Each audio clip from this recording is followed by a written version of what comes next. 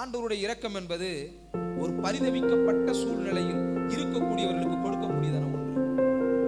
15ஆம் அதிகாரத்தில் லூக்கா 15 பார்த்தீங்கன்னு சொன்னா, தகப்பனுடைய சொத்து எல்லாவற்றையும் எடுத்துக்கொண்டு அழித்து விட்டு ஒரு பரதேசியை போல பன்றி மேய்ச்சவன் எப்படி இருப்பான் யோசித்து பாருங்க.